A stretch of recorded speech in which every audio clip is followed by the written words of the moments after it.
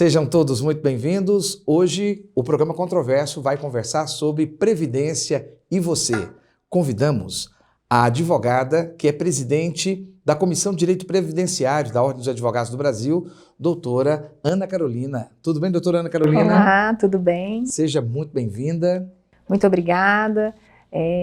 Cumprimento aqui os telespectadores e fico agradecida pelo convite. E também conosco a advogada previdenciarista, doutora Marli Marçal. Tudo bem, doutora? Prazer estar aqui, Giovanni, tudo bem? É um prazer estar aqui com os seus telespectadores também, para falar de um assunto tão importante. Gente, nós temos hoje uma pauta bastante extensa, né? Nós temos uma pauta muito desafiadora para todos nós. Em homenagem ao Mês da Mulher, estamos aqui com uma caneta bem charmosa, bem diferenciada. Doutora Ana, nós temos a reforma que era necessária para o país nesse momento? Bom, quando falamos de reforma da Previdência, a gente tem uma preocupação muito financeira, econômica.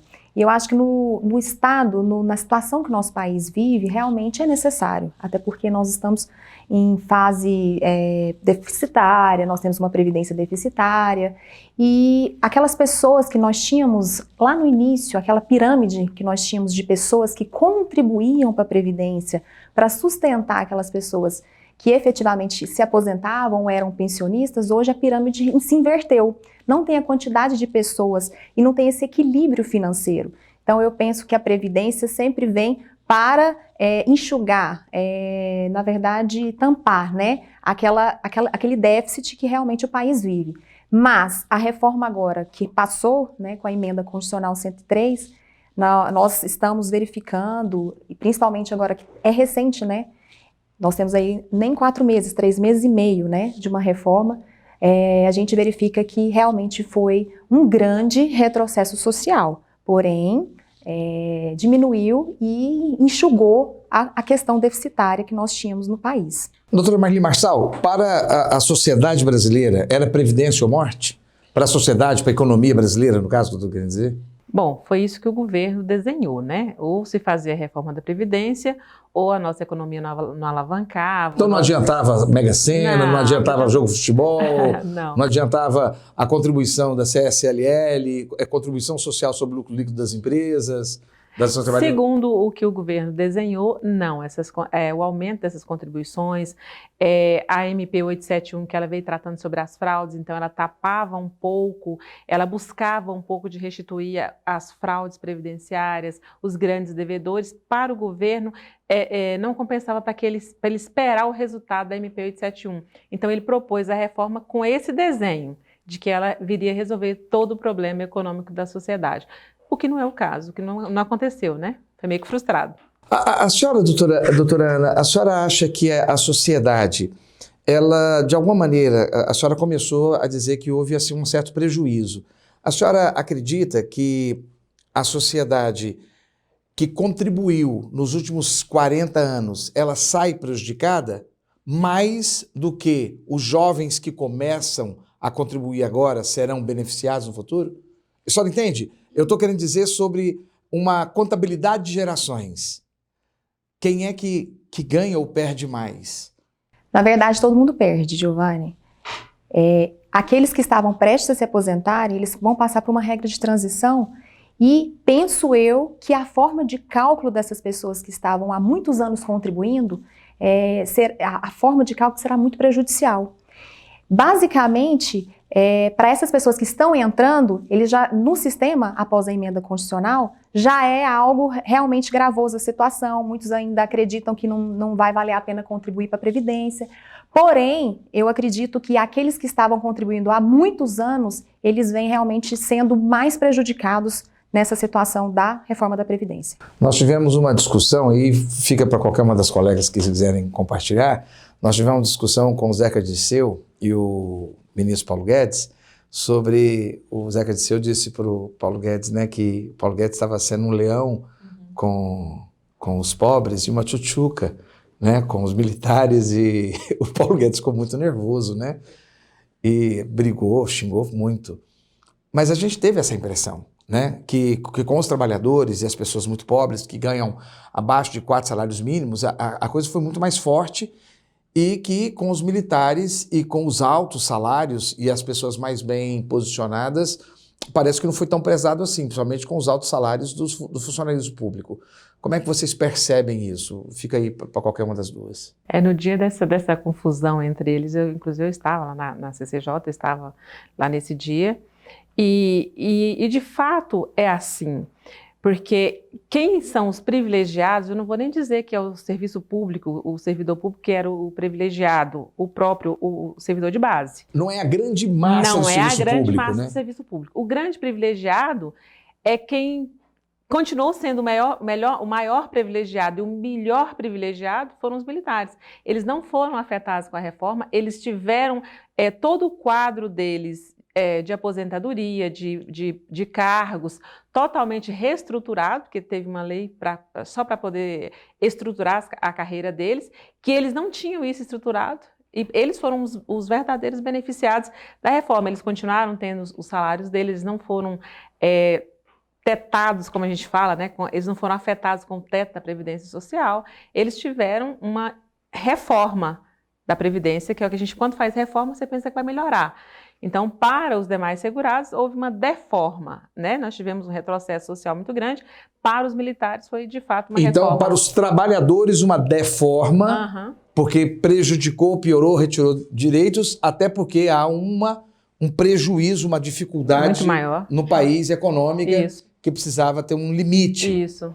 E por os militares, uma reforma positiva. Positiva. A senhora concorda, doutora Ana? Concordo, inclusive até fazendo um adendo, eles mantiveram a questão da paridade e da integralidade para os militares. Explica, por favor, o que é para o nosso telespectador, nosso internauta, lembrando que o programa Controverso, ele é um programa que passa às terças-feiras, às 21 horas, até às 22, e às quintas-feiras, às 20 horas até às 21 horas, e também depois repercute no YouTube, no Instagram e no Facebook. Como eu havia dizendo, a questão da paridade e integralidade é que aquelas pessoas que estão ativas, trabalhando no serviço, e tem as pessoas inativas. Então, quando você entra para inatividade ou para reserva, essas pessoas, esses servidores, eles vão ter os mesmos privilégios daqueles que estão na ativa, como se fosse aumento, remunerações e também a integralidade, que é o quê? A última remuneração percebida. Então, para o serviço militar, para os militares, mantiveram essa questão da paridade e integralidade. Já os servidores públicos, de uma forma geral, não. Apenas aqueles que entraram antes de 2003 continuaram tendo a paridade e a integralidade. Os novos não mantiveram esse privilégio. Isso é a paridade. E integralidade. E a integralidade, eles se aposentam com total valor. Da última remuneração. Só que tem mais um detalhe. O militar, quando ele aposenta, ele tem mais um outro benefício, que não é exatamente da aposentadoria. Ele sempre sobe o cargo, não é isso? Ele sobe uma patente. Então, na prática, ele se aposenta com um valor superior àquilo que ele tinha na fase em que ele estava trabalhando. Mas isso acabou em 2004, né? Tanto agora na estruturação da carreira deles, eles também não tiveram, você não aposenta mais na patente superior, você não aposenta mais desse jeito, não. Agora, então seria a lenda urbana agora. Agora ele seria lenda urbana. E é bom que fique claro para o telespectador que nós estamos falando de militares de forças armadas, não estamos falando dos policiais militares, nem dos bombeiros militares, nós estamos falando de militares de forças armadas. Porque nós temos essa outra característica dessa reforma. Ela não desceu para os estados. Não. Esse é um tema que nós vamos conversar daqui a pouco. Bom, mas deixa eu te perguntar ainda sobre essa questão dos militares, essa diferenciação. Mas há uma discussão de que durante os anos anteriores, esses últimos 25 anos, houve um sucateamento das Forças Armadas brasileiras e houve também uma fragilização dos ganhos das Forças Armadas. Vocês têm alguma informação a esse respeito? Tenho. Inclusive, essa foi a moeda de troca que os militares aceitaram para que fosse feita uma estruturação na carreira deles. Eles não, antes, todos nós queríamos que quando digo todos nós, toda a sociedade, toda a classe previdenciária, os institutos de previdência, queria que, já que a reforma era para abranger todos, para tirar privilégios, que fosse incluído também os militares de Forças Armadas. E aí, nós temos um presidente que ele veio de uma carreira militar. Egresso das Forças Armadas. Das Forças Armadas. Então, ele não quis meio que caçar muita confusão com os militares. Então, aí foi feita uma negociação.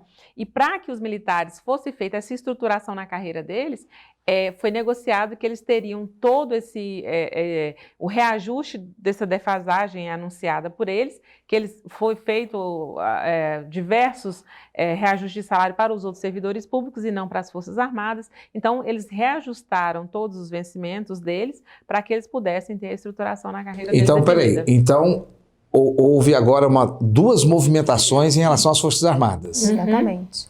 Não só houve essa reforma específica privilegiando as Forças Armadas, como ainda houve uma reestruturação financeira dos valores das Forças Armadas. Mas isso não afetou o desequilíbrio econômico brasileiro também da mesma forma?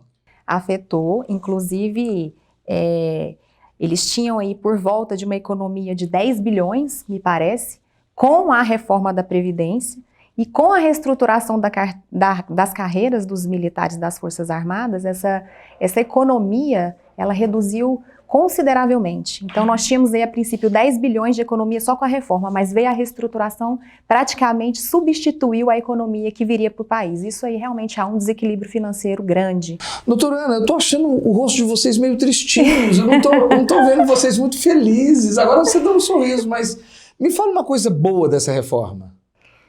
Bom, se nós pensarmos assim em alguma coisa, uma outra, eu posso falar, por exemplo, da pensão por morte, que a princípio, antes nós não tínhamos aí a acumulação, por exemplo, de um viúvo, né, de uma pensionista, que poderia acumular 2 cargos. Hoje nós podemos acumular, só que tem uma restrição de cálculo no segundo benefício. Então, ampliou-se o espectro de benefício para ter direito, porém, num segundo momento, quando faz-se o cálculo, isso reduz consideravelmente. Foi bom? Teve bom, porque teve uma abrangência mais considerável, mas, ao mesmo tempo, o resultado ele é mais drástico. Então, tem várias questões, por exemplo, não mexeram nos benefícios assistenciais aos idosos, aos deficientes, que mantiveram o LOAS, né, o famoso LOAS, os aposentados rurais. Então, algumas questões não foram realmente alteradas, mas de bom mesmo, eu não vejo muitas situações, não. Mas, vou ser bem sincera. Pelo menos aquilo que o governo atual nos traz, havia uma coisa que tem até a ver com a pergunta que eu fiz, previdência ou morte, né? Ou fazia-se a previdência ou o sistema entraria em crise. Quais os fatores? Pelo menos os fatores que foram apresentados eram: primeiro, e é bom o telespectador me acompanhar e eu queria que vocês comentassem. Claro. Tá? Nós temos só 3 minutos para comentá-los. Número 1, redução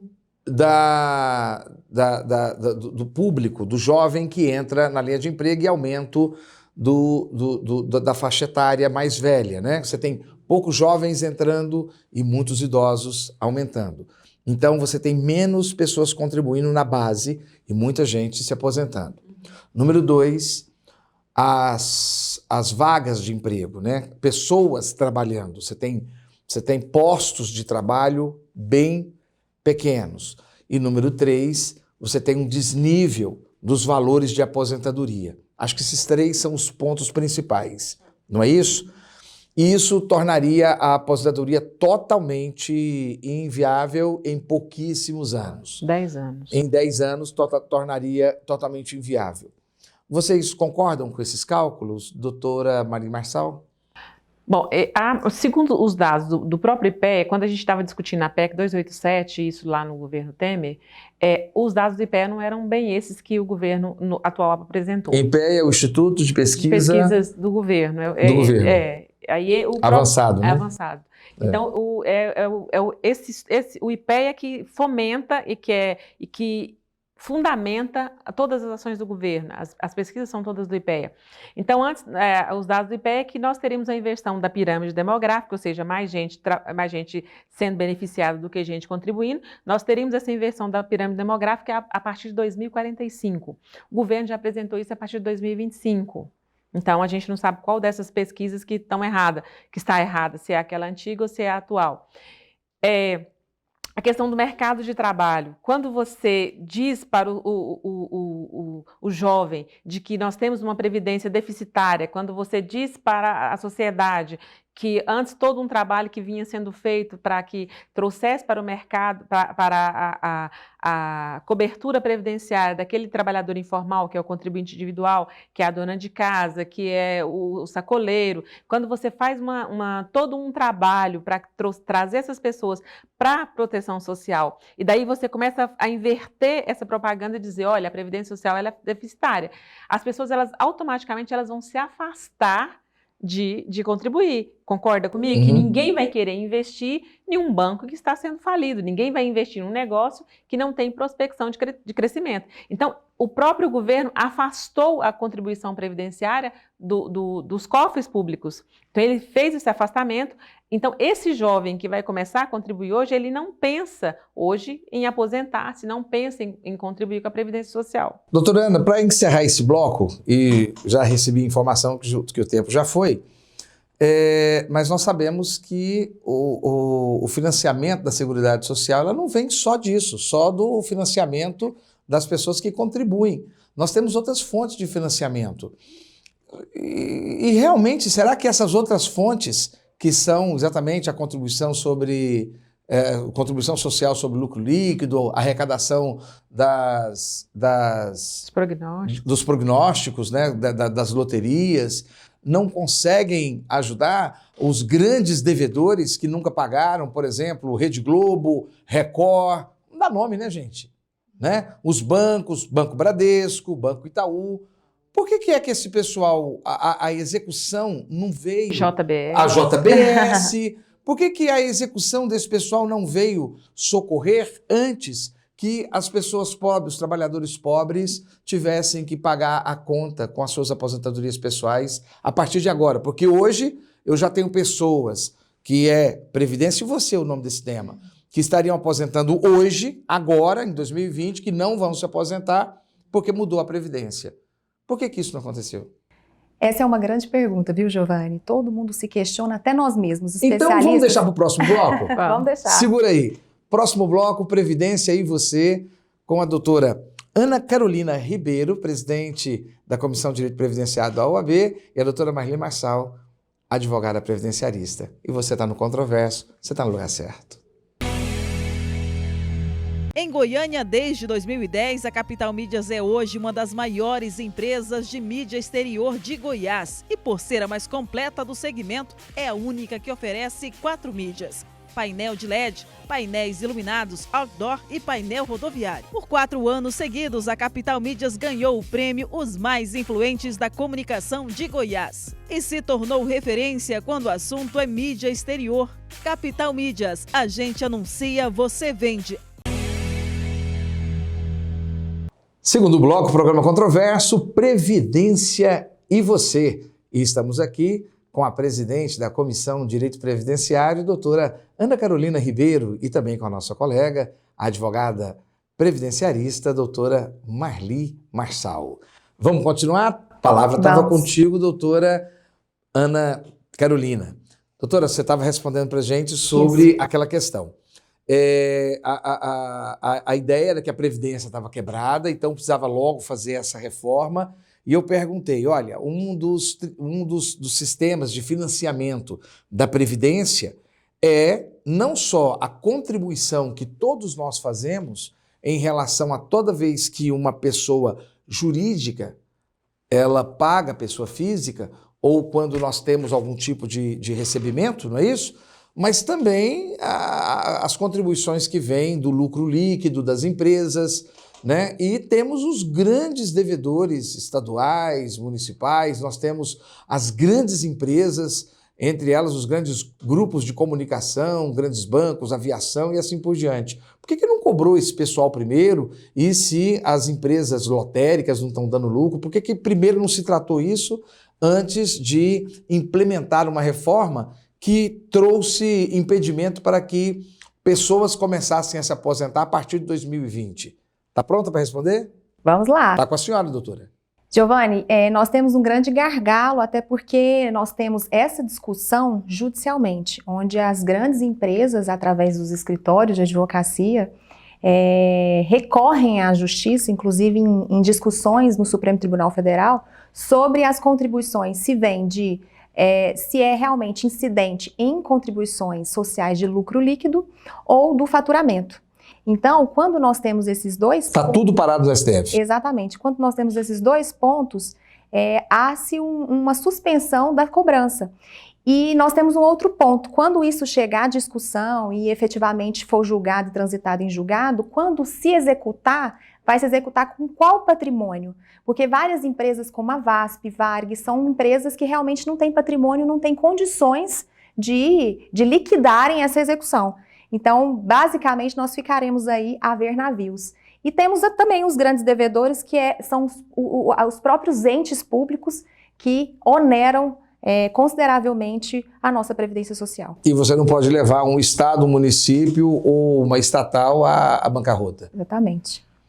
Falta de planejamento previdenciário? Claro, com certeza. Tanto é que uma das coisas que eu sempre falo é que precisa ter uma reforma administrativa, uma gestão para que a gente possa verificar os prejuízos, né, o que entra, o que sai. Então, basicamente, antes de fazer qualquer reforma, na minha opinião, precisa se fazer uma reforma administrativa. Doutora Marli Marçal, a senhora concorda com a doutora Ana Carolina, que antes de, pelo que eu estou percebendo, que a tese da nossa presidente da Comissão de Direito Previdenciário é que antes de ter feito a reforma previdenciária, deveria ter sido acertado outras coisas antes. A senhora acha isso também? Acho, eu concordo plenamente com isso, que a Previdência Social ela precisava de gestão. Por hora, ela não precisava de uma reforma de uma forma tão ampla. A senhora atua na Previdência há muitos anos? Há muitos anos. Eu sou advogada previdenciária há muitos anos já, atuo com bastante atuação, não só em Goiás, mas eu atuo em outros estados também. A senhora participou ativamente da discussão em Brasília? Participei ativamente da discussão em Brasília, através do IEPREV, do Instituto de Estudos Previdenciários, da qual eu sou coordenadora aqui em Goiás. Então, como eu estou mais perto de Brasília... A Comissão de Direito Previdenciário também esteve presente, sim, doutora? Sim, a todo momento. Inclusive, nós temos pessoas que estiveram em Brasília a todo momento fazendo esse acompanhamento, né, no trâmite legislativo. Doutora? E através disso a gente percebeu que, olha só para você ver hoje o que a gente discute hoje, os entraves do INSS. Isso tudo é questão de gestão administrativa, que a reforma veio e o próprio INSS ele não estava preparado para assumir o que a reforma propôs. Então hoje nós temos um enorme número de processos parados na via administrativa, que não estão sendo concedidos ou estão sendo indeferidos de plano, o deferimento online que a gente fala, que o próprio sistema do INSS ele não estava preparado para poder executar a reforma. Doutora, agora a gente pega um presidente proativo, como é o presidente Bolsonaro, Jair Messias Bolsonaro. Isso aí a gente precisa respeitar. Isso. Uma pessoa que tem, até que se prove o contrário, é uma pessoa que tem um compromisso com a ética. Até que se prove o contrário. Ninguém provou nada contra isso ainda. Ele veio debaixo de um discurso anticorrupção, ele veio debaixo de um discurso de ordem na casa e altamente proativo. Você vem também, ele foi eleito debaixo de um discurso liberal. O discurso liberal é um discurso de mérito, é um discurso de botar a economia para funcionar, é um discurso de alto capitalismo. E esse é o discurso vencedor das últimas eleições, não é isso? E eu entendo que a regra do jogo é essa, e é essa a bola que está no jogo. Então tá. Então nós sabíamos que essa é a transformação proposta. Ele nunca mentiu sobre esse assunto para ninguém. Ele me traz o Paulo Guedes e ele apresenta Paulo Guedes desde o início, quando a campanha dele deslanchou. Não foi surpresa para ninguém, pelo contrário. A campanha deslanchou com apoiadores quando ele trouxe essa pessoa, inclusive com apoiadores internacionais. Bom, por que eu estou colocando isso aqui? Eu não quero colocar que todas essas transformações, essas reformas tenham sido culpa do atual presidente. Eu quero voltar agora sobre os antigos gestores nacionais. Eu quero voltar desde a época que nós tivemos a nova República, desde a nova Constituição. Faltou coragem, competência e gestão dos nossos antigos presidentes? A reforma da Previdência, ela seria uma medida drástica do presidente, de qualquer presidente. Desculpa só, eu quero, sabe por quê? É porque é o seguinte, eu sou advogado, juntamente com as colegas, eu também saí junto com a advocacia goiana para dar aulas no interior, as mesmas matérias da reforma administrativa. E como as colegas também fui muito contra certos aspectos da reforma, e como as colegas eu também fui chamado de esquerdista, de ser contrário e assim por diante. E acho que a gente precisa ser muito transparente. Isso. De dizer que não é uma questão de governo, é uma questão de política pública. Então é isso que eu estou querendo agora aqui com as lentes do meu programa para o Brasil todo. Principalmente aqui para Goiás e Brasília, que é onde o programa tem o maior foco. Então é esse o ponto, doutora Ana, doutora Marli Marçal, que eu estou querendo trazer. Doutora Ana Carolina Ribeiro, doutora Ana Marli Marçal. Sabe, faltou coragem. Então os governos petistas, vou nomear, né? Lula, Dilma, presidente Fernando Henrique, Fernando Collor de Mello, José Sarney, não são petistas, mas foram todos eles de centro-esquerda ou neoliberais. Faltou. Por que é que não aconteceu antes? Estourou na mão de um homem proativo, ele fez. Por que não foi feito antes? Eu estava falando com você. A reforma previdenciária ela é impopular. Ela vem restringir direitos sociais, ela vem afastar ou diminuir ou alongar o seu tempo no trabalho. Da pessoa agora vai ter que trabalhar mais tempo e vai receber menos para poder alcançar isso.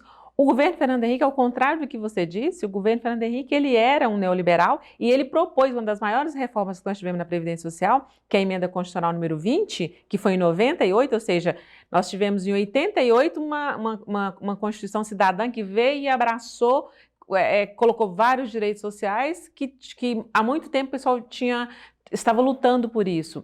A Emenda Constitucional número 20, ela já fez uma das maiores reformas que nós tivemos 10 anos depois da Constituição Federal. A Emenda Constitucional número 20 estava sob a batuta do governo Fernando Henrique, foi uma das maiores reformas que nós tivemos. Ele fez uma grande reforma e ele não se preocupou de ser uma reforma impopular. Foi impopular, ele aumentou ali de cara 5 anos a mais de trabalho, né? Exigiu ali, acabou-se a aposentadoria por tempo de serviço, onde você não deveria demonstrar que tinha contribuição, apenas que mostrava que tinha um serviço. Aí agora você teria que demonstrar que não apenas o serviço prestado, mas a contrapartida, ou seja, a sua contribuição tinha que estar aprovada também.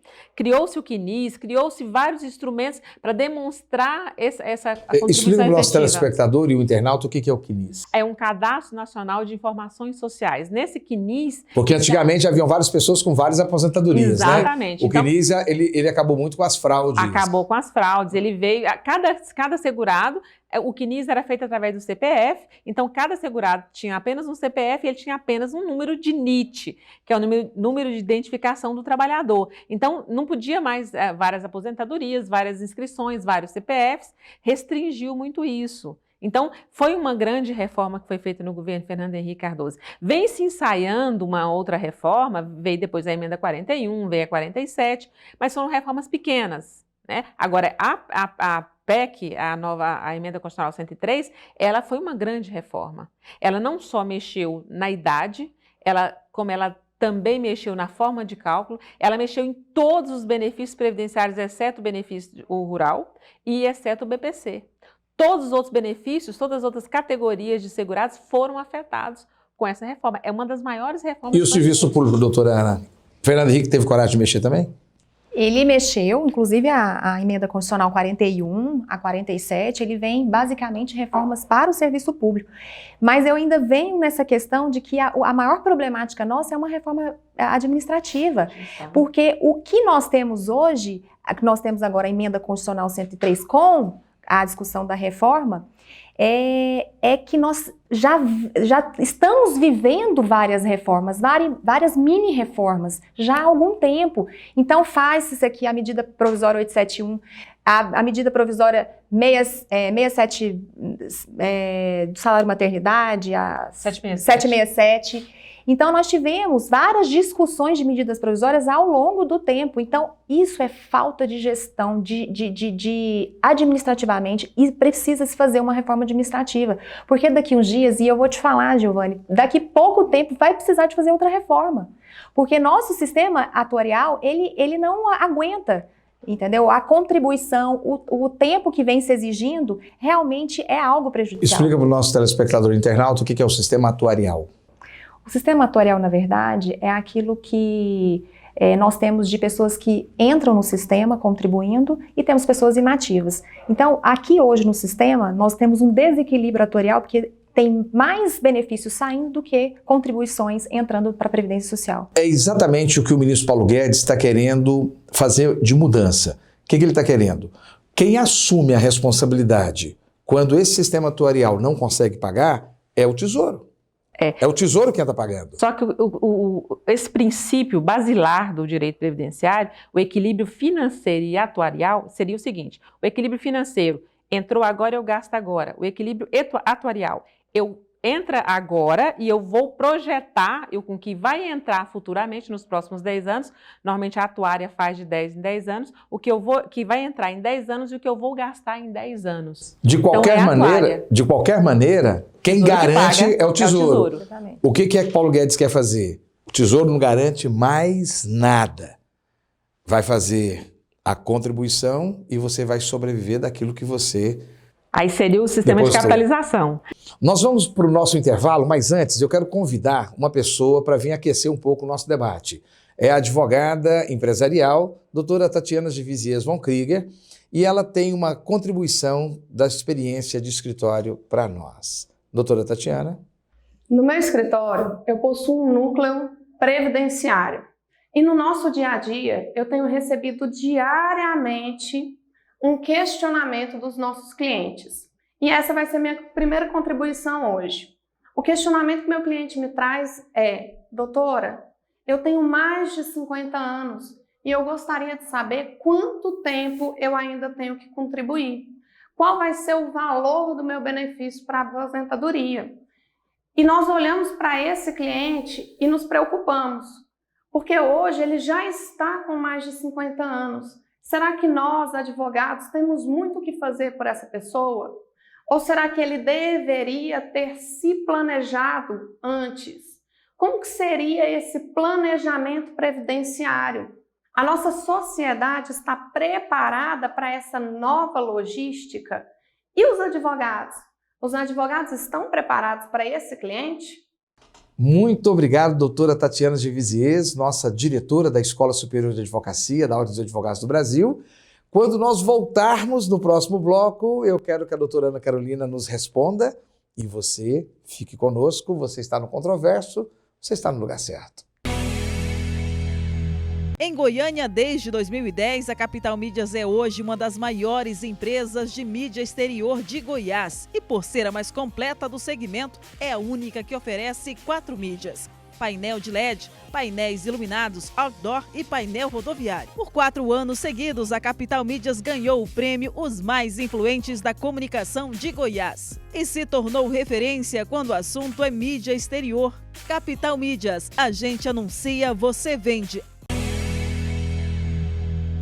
De volta ao programa Controverso, hoje com o tema Previdência e Você, com as advogadas doutora Ana Carolina Ribeiro e doutora Marli Marçal, ambas da Ordem dos Advogados do Brasil, e estamos aqui para poder trocar uma ideia com você sobre esse tema importantíssimo. Doutora Ana Carolina Ribeiro, a doutora Tatiana de Viziers deixou aí uma importante contribuição. A senhora pode respondê-la? A advocacia goiana está pronta para poder responder à população? Olha, Giovanni, eu quero até firmar o trabalho, reconhecer o trabalho da Tatiana, que inclusive está à frente da ESA. Lá na comissão nós temos uma grande parceria com a Escola Superior de Advocacia, a OAB tem essa parceria e esse compromisso, e a comissão está sempre fomentando a capacitação dessa advocacia. Aqui na região, no estado de Goiás, quando saiu a reforma, nós fizemos vários projetos, nós temos rodado muito, até falando da PEC em discussão, né? questões que modificaram ou não. A minha colega Marli esteve presente conosco lá na UAB, nós fizemos algumas edições da Previdência, das discussões da Previdência, e para o estado de Goiás nós temos fomentado muito essa capacitação conforme as regras atuais. Então a advocacia do estado de Goiás, claro, quem se atualiza, quem estuda, fica à frente de todo esse conhecimento. Mas a advocacia está sim e ainda tem muito mais por vir. Eu preciso aqui saudar muito mesmo a pessoa do Dr. Rafael Lara Martins. Ele é o diretor-geral da Escola Superior de Advocacia e ele montou um trabalho fenomenal. Eu também tive à frente, eu viajei de Posse até o outro extremo do sudoeste goiano, ministrando curso sobre reforma da Previdência, mas também reforma trabalhista, num trabalho de nunca antes a Ordem dos Advogados do Brasil teve na sua história, né? Mas a pergunta está no ar ainda, doutora, né? Saudamos aí a doutora Tatiana Gevisiez, mas a pergunta está no ar. A advocacia está pronta ou não? A advocacia do Estado de Goiás está pronta e acredito que não nos esquecemos de nos atualizarmos, porque muitas coisas estão chegando e nós temos que diferenciar teoria de prática. Muito embora a gente estude a questão da nova previdência, na prática nós temos outra situação. Então a advocacia, pelo que a gente repassa, por tudo que nós estamos fazendo, eu acredito que a advocacia tem se preparado muito para isso. Até porque, doutora Marli Marçal, não é um tema novo, né? Não é um tema novo, já vinha sendo discutido enquanto só a reforma que é nova, Só a né? reforma que é nova. Enquanto a Ana Carolina estava respondendo, eu estava pensando, eu nem diria que a advocacia está pronta, eu diria que a OAB está dando subsídios para que ela esteja pronta. Então, cabe ao advogado procurar capacitar-se. A OAB, a ESA tem trabalhado, a gente tem trabalhado, igual você falou que você foi de Posse, eu fui em vários lugares também, a Ana Carolina, a gente esteve em vários lugares. A gente fala de Posse porque Posse é um extremo, né? É um extremo, né? Eu tive em Crixás, Uruaçu, Palmeiras, um monte de cidades para falar sobre a reforma da Previdência. Então, ela já passou, agora é só apenas a gente estudar e trabalhar. Bom, eu gostaria de trazer mais um questionamento. A doutora Tatiana Gevisiez, ela deixou alguns questionamentos para nós e eu gostaria de lançar ao ar e que ele fosse para nós a baliza para esse nosso terceiro e último bloco, tudo bem? Então, doutora Tatiana, a palavra está contigo. Agora, para vocês, doutoras, especialistas da área previdenciária, eu tenho um questionamento e esse é todo dia no escritório. A pergunta do cliente é, doutora, quais benefícios após a reforma da Previdência eu posso acumular? Doutora Marli Marçal, só responde, doutora Tatiana? Claro, com o maior prazer. Bom, a acumulação de benefícios depois da emenda constitucional, ela ficou meio mitigada, né? Por exemplo, se for de dois regimes diferentes, ou seja, regime próprio de previdência e regime geral, duas aposentadorias, pode acumular sem nenhum problema até as PECs estaduais ou a PEC 133, a paralela, ser promulgada. Então, por enquanto, ainda pode-se acumular esses benefícios. Agora, por exemplo, a acumulação de benefício de aposentadoria com benefício de pensão por morte. A pessoa vai poder escolher o melhor benefício para ela, o de valor mais alto, e aí o segundo benefício ela vai receber só em percentuais. Depende do valor do primeiro benefício para que ela possa acumular o segundo benefício, que é a de pensão por morte. Parece que no primeiro bloco a doutora Ana Carolina me trouxe uma perspectiva semelhante sobre acumulação de aposentadoria de benefício, não trouxe, doutora Ana? Como que era? Não, exatamente, era o que a doutora tinha comentado, que nós tínhamos essa possibilidade de acumulação. Agora, com a reforma, há a possibilidade de uma acumulação mais ampla, entretanto, quando você vai fazer o que a doutora Marli disse, que é acumular aposentadoria e pensão, quando faz o cálculo, você precisa do percentual do segundo benefício, tem o percentual de 10, 20, 40 e 60. Então, dependendo da faixa salarial do segundo benefício, você vai fazer a opção do mais vantajoso e o segundo pelo percentual. Doutora Ana Carolina, então tem o risco do empobrecimento do cônjuge sobrevivente? Com certeza, a proteção social vai ser menor, a qualidade, o rendimento dessa família vai ser menor. E isso realmente empobrece mais as nossas famílias brasileiras. Gente, vamos para a segunda contribuição da doutora Tatiana Gevisiez. Doutora Tatiana? Outro questionamento que vale a pena trazermos aqui hoje é o questionamento do servidor público. O servidor público está perguntando, e é a sua principal dúvida: após eu me aposentar pelo INSS, eu posso continuar trabalhando no serviço público? Doutora Ana Carolina. O servidor público, ele pode sim continuar trabalhando e requerer aposentadoria no INSS, porque são fontes de custeio diferentes. O servidor público, ele é regido pelo regime próprio de previdência social e o regime geral de previdência social. Então, são duas fontes. Então, no caso, quando ele pede aposentadoria no INSS, ele pode continuar no serviço público. Agora, atenção aos empregados públicos. Talvez seria interessante a gente falar. O empregado público, ele não é servidor público, no sentido de ter um regime próprio, um custeio próprio. Ele tem o regime geral de previdência. E aí sim, se ele pedir essa aposentadoria, ele tem que ser afastado do seu cargo. Marli, vamos tirar aqui um mito que ainda percorre aí a aposentadoria. Me fala sobre a desaposentação. Existe? Não mais, a desaposentação já acabou, a reaposentação, o STF já bateu o martelo. Explica rapidinho aí para o pessoal o que é a desaposentação. A desaposentação era quando a pessoa aposentava e ela continuava no mercado de trabalho, continuava contribuindo com a Previdência Social. Aí quando ela queria realmente se afastar, ela falava assim, agora pronto, eu quero utilizar esse salário de contribuição que eu tive enquanto eu estava trabalhando e já aposentado, eu quero melhorar o meu salário de benefício agora que eu não vou mais trabalhar. Então seria, ele desaposentava, utilizava aquele tempo e aquelas contribuições, melhorava seu salário de benefício e ele de fato parava de trabalhar. A reaposentação, eu aposentei muito novo, a pessoa aposenta muito nova e ela continua no mercado de trabalho e aí ela cumpria o tempo de aposentadoria de uma outra aposentadoria. Então, se você levar em consideração que a aposentadoria por idade, ela precisava de 15 anos de contribuição e ela aposentou muito nova, então ela cumpria mais o tempo da aposentadoria por idade. Aí ela reaposentava, aí ela abria mão, ela fazia o cálculo, fazia um planejamento, qual que era melhor para ela, continuar na aposentadoria ou uma nova aposentadoria. Então, ela preferia a aposentadoria mais vantajosa, que seria a aposentadoria por idade. Então, ela não abria mão daquela, ela utilizava outro tempo, reaposentava. Aí, quando ela estivesse aposentada na aposentadoria por idade, ela abria mão daquela outra aposentadoria. Mas aí o STF já bateu o martelo, não tem mais jeito, são 2 institutos já falidos, não adianta mais insistir que não tem mais jeito. Acabou-se o que era doce. Acabou-se o que era doce. Inclusive, eu quero só fazer um adendo que agora está em discussão, inclusive pode ser que o STF vá discutir isso, a gente está aguardando o prazo do INSS sobre a revisão da vida toda.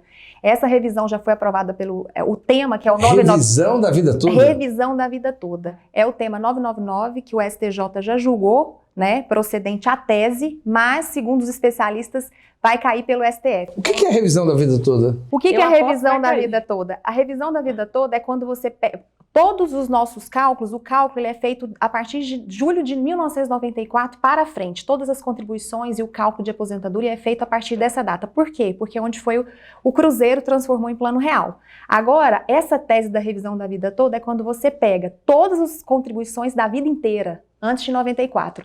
Se a aposentadoria ela é recalculada e esse valor aumenta, é aplicado a revisão da vida toda. Então, muitos aposentados estão correndo já, porque a tese passou no STJ, mas estamos aí no iminente recurso do INSS para cair no STF. Mas qual vai ser o benefício ou malefício do resultado? O resultado é sempre mais vantajoso. Antes de entrar com esse benefício, você precisa fazer o cálculo para ver se todas as contribuições antes de 94 vão acrescentar e vão aumentar a sua aposentadoria. Entendi. É uma questão de índices aplicáveis. Não é índices, não. São as contribuições efetuadas. Antes de 94, às vezes as pessoas tinham um salário de contribuição maior. Nós tínhamos economia mais forte, então nós tínhamos salários mais altos, nós tínhamos salário de contribuições mais alto. E aí, com o cálculo feito pela 9876, ele afasta as contribuições anteriores a 94. Então, são as contribuições mais baixas que as pessoas têm. E o interessante é, por que eles fizeram essa regra de só contar de julho de 94? Porque eles acreditaram que os maiores salários foram adquiridos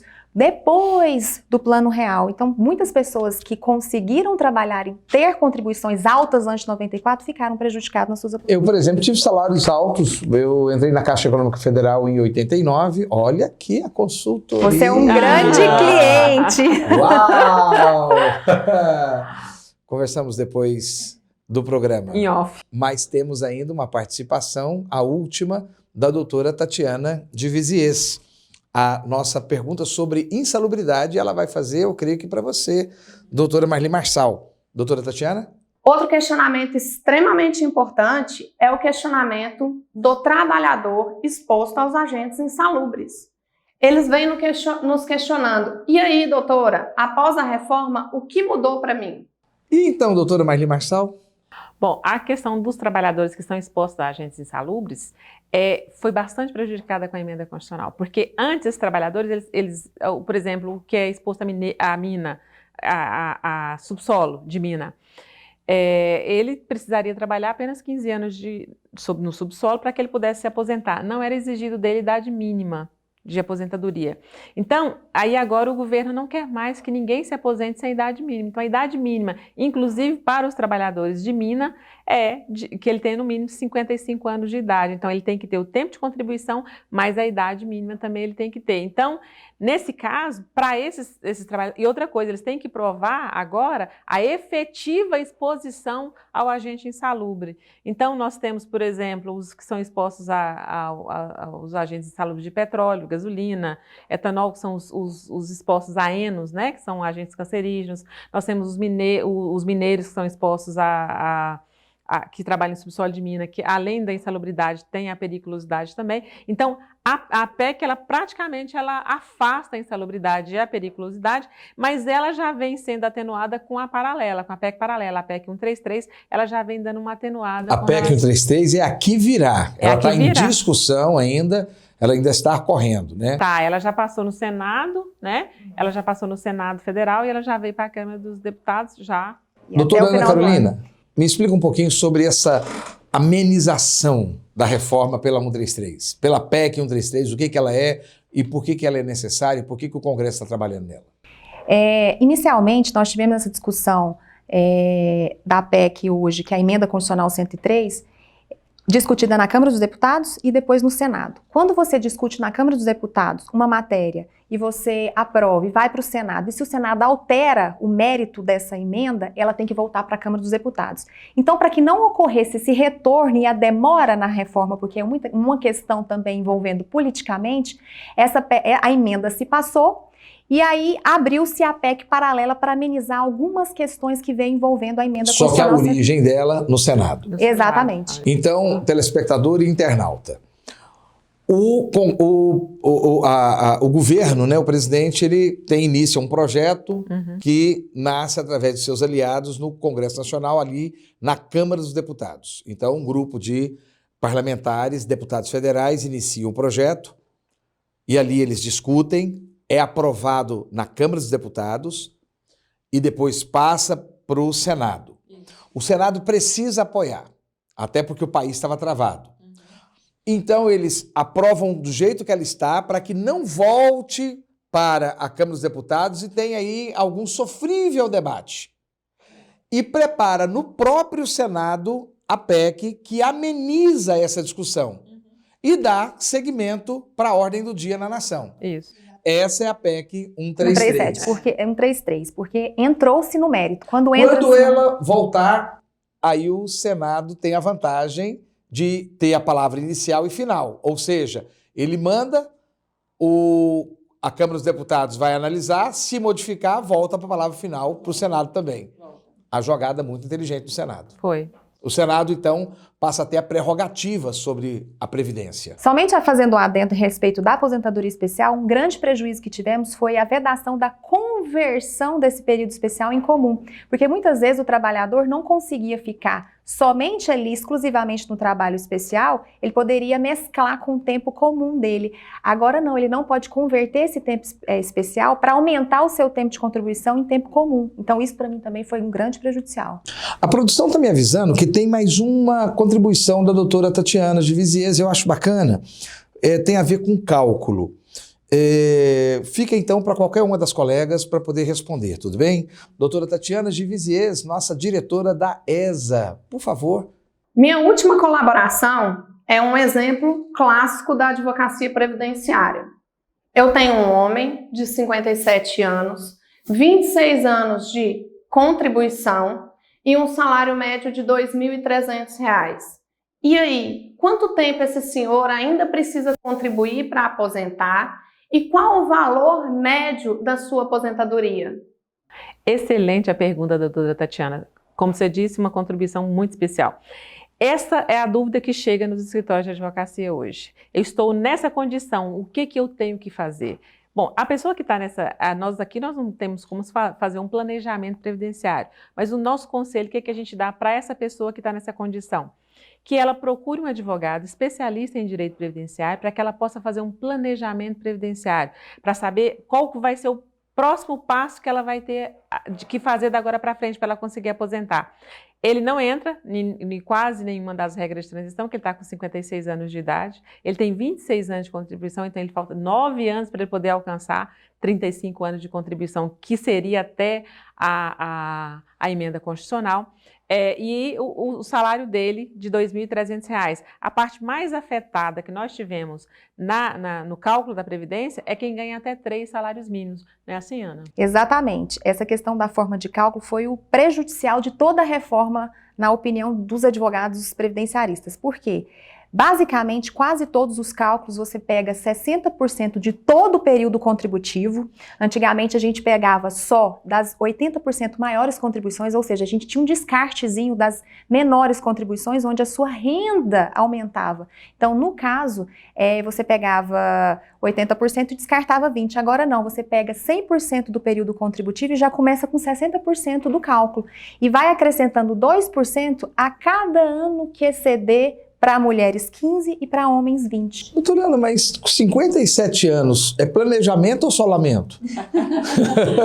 Ainda é um planejamento, ainda é um planejamento. Ah, não, doutora Marlisa, tá só lamento, não? 26 anos de contribuição tem que ser um planejamento, que é muito tempo de contribuição, muito tempo vale de a contribuição, pena. Vale a pena. E eu digo para você que às vezes essa pessoa ela já vinha de um doutora planejamento. Marli conhece da advogada, não? Não, isso aí, ela já vinha de um planejamento, isso daí, porque as pessoas elas estavam planejando de acordo com as regras anteriores e elas foram surpreendidas com as regras de transição, que são muito difíceis de você entrar em uma dessas regras de transição. Eu acredito que essa pessoa ela devia estar em um planejamento e agora ela se perdeu. E agora, que eu vou fazer o quê? 26 anos de contribuição, 57 anos de idade, no universo de 14 milhões de desempregados. O que essa pessoa vai fazer agora para ela entrar no mercado de trabalho com 57 anos de idade? Previdência e você, um assunto fundamental para todos nós. Tenho certeza que vou voltar nesse assunto novamente.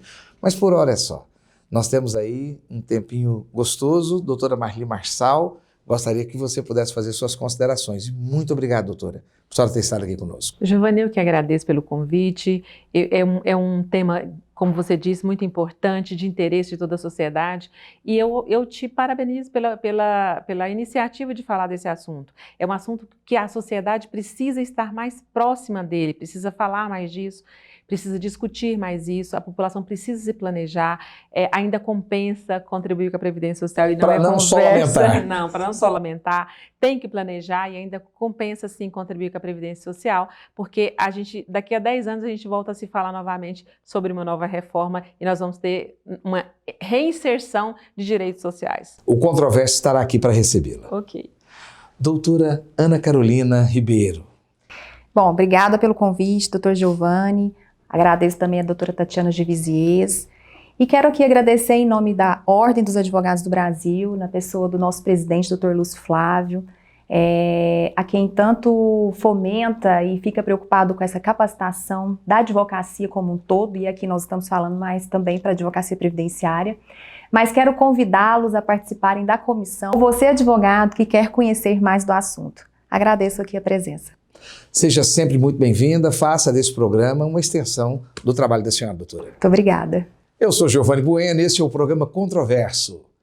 Você está no lugar certo.